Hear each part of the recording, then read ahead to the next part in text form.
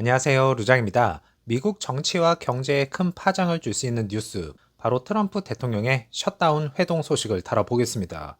정부가 멈출 수도 있는 위기 상황, 그리고 그 속에 숨겨진 권력 게임까지 함께 보시죠. 월요일 오후 3시에 시작이 됐고요. 장소는 오벌 오피스에서 시작되었습니다. 참석자는 트럼프 대통령, 그리고 여야 지도부 4명이었습니다.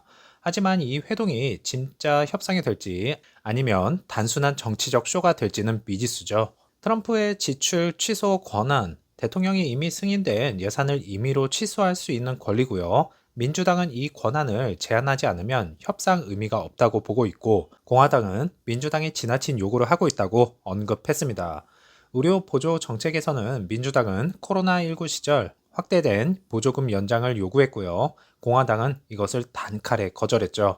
임시 예산안은 공화당은 7주간 현 수준을 유지하기를 바랬고, 그러나 표 부족으로 양쪽 다 독자적 플랜 추진이 불가하게 되었습니다. 자, 이제 수요일입니다. 부분적 셧다운 현실화 가능성이 제기되고 있고요. 고용보고서 발표가 지연이 되고 공무원 대량 해고가 시사됐습니다. 실업률은 0.1에서 0.2% 상승 가능성이 있고요. 연준에서는 경기 데이터 없이 눈 가리고 비행하는 꼴이 되겠죠.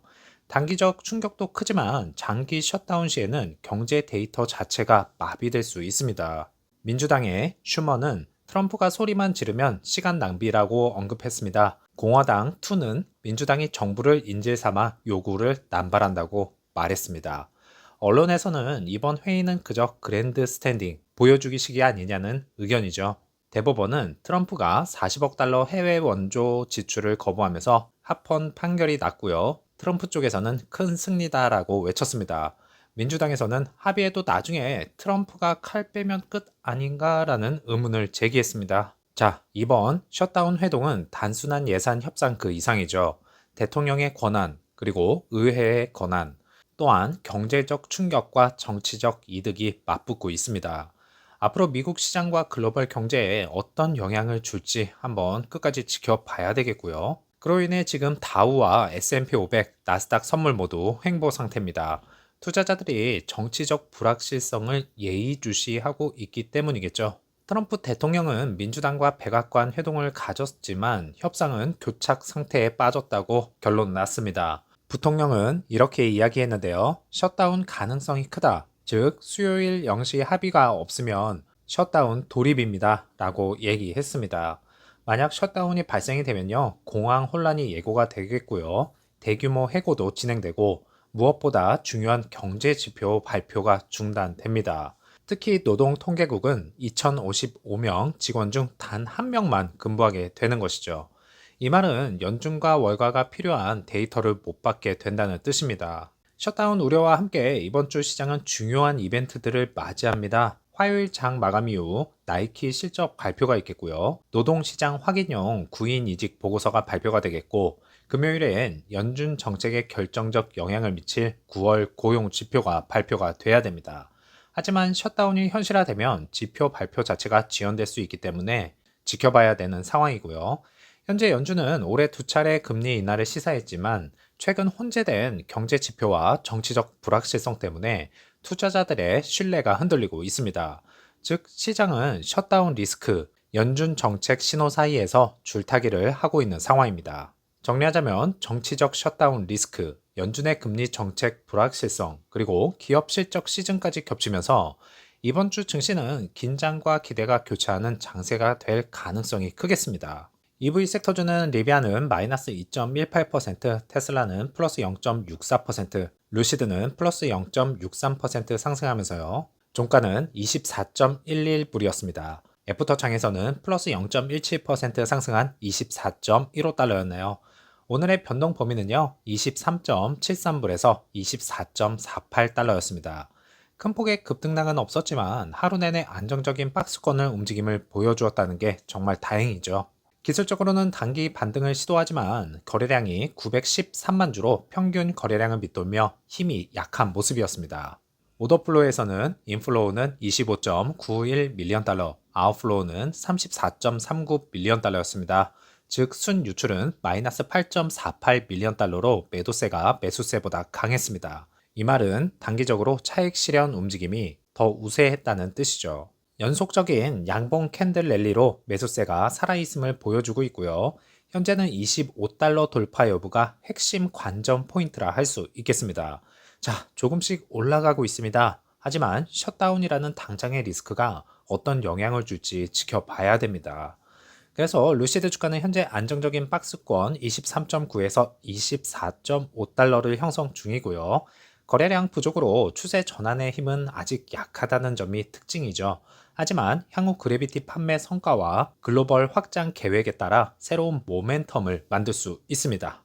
루시드 에어 사파이어가 또다시 엄청난 기록을 세웠습니다. 모터 트렌드 테스트에서요, 0에서 60 mph까지 1.881초라는 경이로운 성적을 세운 건데요. EV 경쟁의 판도를 바꿔버릴 이 소식 한번 보시죠. 안 그래도 빠른 EV 차량이었는데 또다시 1.881초. 정말 대단합니다. 이는 모터 트렌드 역사상 가장 빠른 기록이라고 나와 있고요. 기존 2.2초에서 0.3초 단축, 경쟁자인 포르쉐 타이칸 터보 GT보다 0.006초 앞서 있다고 합니다. 핵심은 바로 피렐리 타이어 때문이라고 하고 있습니다. 추가 가격은 8,250달러. 정말 빨리 달리고 싶으면 이 타이어로 교체하라는 것 같습니다. 기존 타이어보다 접지력이 높아서요, 1234마력, 1430 토크를 제대로 활용이 가능하다고 합니다. 루시드의 2초 미만 가속, 약속을 실제로 실현했다는 것이 중요합니다. 경쟁 모델과의 대결에서는 포르쉐 타이칸 터보 GT는 0에서 60 mph까지 1.887초, 코너링 성능은 약간 우위에 있다고 보고 있고요. 루시드 사파이어는 트랙 타이어 장착을 함으로써 직선 가속과 쿼터 마일의 최강자로 꼽혔습니다. 쿼터 마일은 9.03초 기록으로 자체 기록을 경신하면서 타이칸과 격차가 확대되었습니다. 제동거리는 93으로서 EV 중 최상위권에 올라섰고요. 코너링은 안정적인 실시 밸런스와 드리프트가 가능하고요. 일상 주행에서는 메르세데스 E클래스처럼 편안하면서 럭셔리 세단의 외형 속 슈퍼카라는 것을 인정받았습니다. 하지만 기본 가격이 너무 비싸죠. 25만 500달러. 트랙 타이어 패키지 포함 시 25만 8,750달러나 됩니다. 그리고 배터리는 118kWh, 주행거리는 427마일, 즉 687km를 주행할 수 있습니다.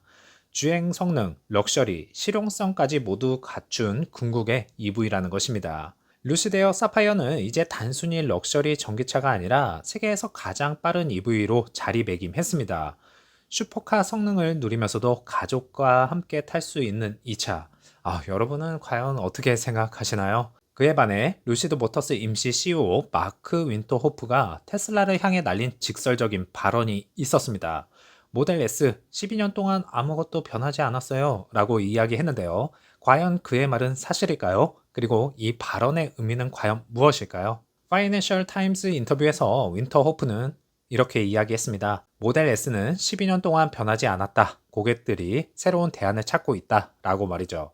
실제로 루시드는 테슬라에서 넘어온 고객층이 늘어나고 있다고 강조했습니다.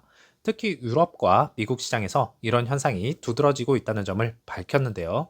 왜 테슬라 고객이 루시드로 전향을 했는지 보면 첫 번째로 모델 S의 노후화입니다. 외형은 2012년 출시 당시와 크게 달라지지 않았다는 것이고 소비자 입장에서는 변화가 없다는 인식이 강합니다. 두 번째로는 일론 머스크의 정치적 행보 때문이겠죠. 일부 소비자들이 이에 피로감을 느끼며 다른 브랜드로 이동할 수 있다는 것이죠.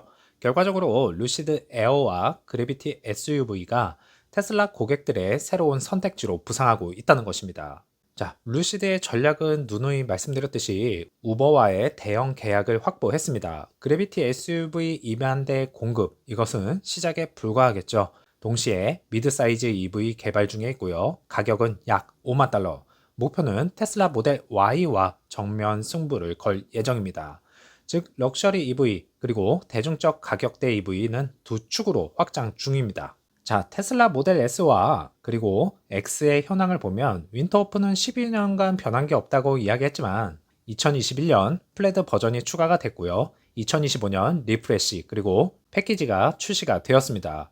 문제는 소비자 입장에서 체감 변화 부족이 크겠고요. 이는 판매량 하락으로 이어지고 있었습니다. 테슬라의 플래그십 모델이 브랜드의 발목을 잡고 있는 상황이라 할 수 있겠죠. 자, 그래서 정리하자면 루시드 CEO의 발언은 단순한 저격이 아니라 루시드가 테슬라 고객을 흡수하고 있다는 자신감을 표현한 것입니다. 테슬라가 여전히 EV 업계 1위이기는 하지만 라인업 노후화와 브랜드 이미지 문제를 해결하지 못한다면 루시드 같은 신흥 경쟁자에게 틈을 내줄 수도 있습니다. 자, 루시드가 보여준 기록적인 성능과 CEO의 자신감 있는 발언까지 한번 살펴봤습니다. 하나 분명한 건요, 전기차 시장이 여전히 빠르게 진화하고 있다는 점인데요.